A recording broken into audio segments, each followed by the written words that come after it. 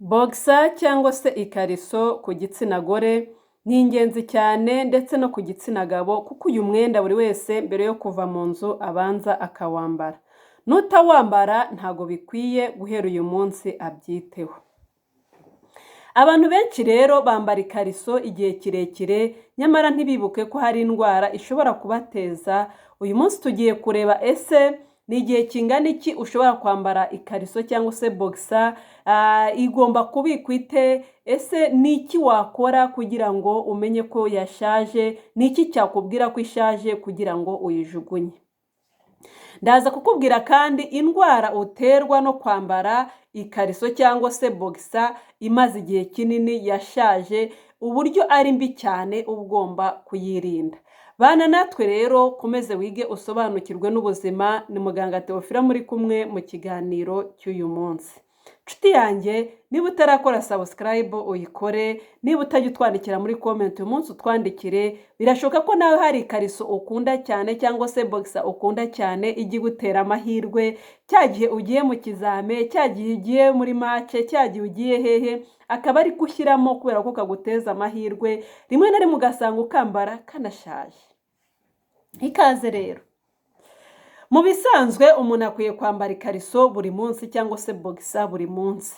Ikindi kandi ikariso iba igomba guhindurwa. Niba uyu munsi wayambaye uba ugomba koga ukambara indi. Ikindi, iyo wakoze siporo cyangwa se iyo wabize ibyuya byinshi cyane, wakoze akazi kenshi, uba ugomba guhindura boxer cyangwa se ikariso inshuro ebyiri. Si byiza rero kwambara ikariso y'undi muntu, si byiza kurara wambaye ikariso kuko akenshi usanga bituma umuntu adahumeka neza. Ni ryari rero tuvuga ko ikariso yashaje? Abantu benshi bemera ko ikariso cyangwa se boxer yashaje iyo babonye yacitse, ariko dore ibindi bintu bikwereka ko boxer yawe yashaje cyangwa se ikariso yawe yashaje. Nibyo koko kuba yacitse bikwereka ko yashaje, ariko ikindi kintu gishobora kukwereka ko yashaje ni uko ushobora kubona ya marasitike yakwedutse itakiri kugukwira neza. Icyo nacyo ni ikimenyetso kikwereka ko yashaje.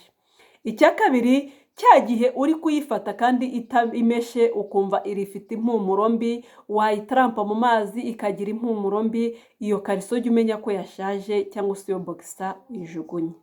Icya gatatu, nubona ukabona yarahinduye ibara, ukabona ikariso cyangwa se boxer yari umweru yahindutse shokora, yari umukara yahindutse umweru, ibyo bintu ujye umenya ko yashaje uyijugunye ugiye gushaka indi. Mu busanzwe ubundi ni byiza ko nyuma y'amezi 6 kugeza kuri 12 uba ugomba guhindura ikariso zawe igihe ukunda kuzambara cyane, cyangwa se bitewe n'uburyo uzambara uba ugomba kuzihindura. Izishaje ukazitwika cyangwa se ukazishyiraho zigomba kujya muri pubere yabugenewe, ukagura izindi nshyashya. Reka dukomereze rero ku ndwara uterwa no kwambara ikariso ishaje. Abantu benshi murwara indwara zo mu myanya y'ibanga, mugatekereza ko ari ikindi kintu cyabiteye, nyamara rimwe na rimwe wabiteye na ka gakariso na ya boxer wambara ushaje. Igihe uri kumva ufite impumuro mbi mu myanya y'ibanga, akenshi hari igihe biba byatewe n'uko ukunda kwambara boxer ishaje cyangwa se ikariso zishaje. Icya kabiri, hari abantu bagira uduheri ku gitsina twatewe n'uko, cyangwa se ku kibuno twatewe n'uko bakunze kwambara ikariso zishaje. Icya gatatu, nuko hari n'abarwara ama-infection mu myanya y'ibanga, nabyo biturutse ku kuba bakunze kwambara ikariso zishaje cyangwa se zitakorewe isuku neza. Hari abagira ibibazo byo kwishimagura mu gitsina, hari abagira ibibazo byo kuribwa mu gitsina, ibyo byose akaba ari ibibazo byaturutse ku ikariso zishaje cyangwa se kuri za boxer zishaje.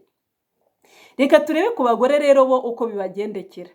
Ku bagore bishobora kubongerera ibyago byo kurwara ama-infection amwe n'amwe yo mu myanya y'ibanga.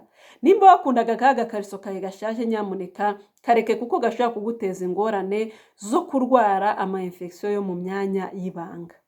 Ku bagabo ho rero boxer zishaje akenshi zikunze kubatera ibibazo byo kubura ubushake, gucika intege, kwishimagura, uduheri ku gitsina n'ibindi nk'ibyo. Ibyo rero nimba wadukundaga turiya dukariso dushaje, turiya tubogisa dushaje, tangira utwihorere, ayo mahirwe twaguhaga n'undi nugura indi nayo izakuzanira amahirwe. Dore inama rero z'ingenzi ugomba gukurikiza, ugomba kwitaho kugira ngo urusheho kwita ku buzima bwawe. Mbere na mbere hitamo ikariso zikoze muri koto, kuko zino kariso zikoze muri koto, zino bogisa zikoze muri koto zituma umwuka uhumeka neza, zituma ziguha ubuhumekero, ziba zoroshye, zituma umubiri uhumeka. Icya kabiri, uba ugomba kumesa bogisa cyangwa se ikariso ukazimesa neza, warangiza ukazanika ku zuba, byaba ngombwa ukanyuzaho n'ipasi kugira ngo wice za mikorobe ziba zasigayemo zishobora kuguteza indwara.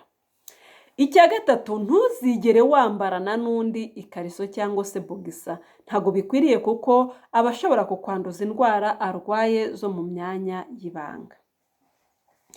Hari abantu rero nk'uko nabibabwiye nyine usanga bafite ikariso zabo ngo z'amahirwe, abandi bafite ikariso bambara bagiye mu mayiventi runaka, ugasanga yaranashaje ariko agakomeza akayambara.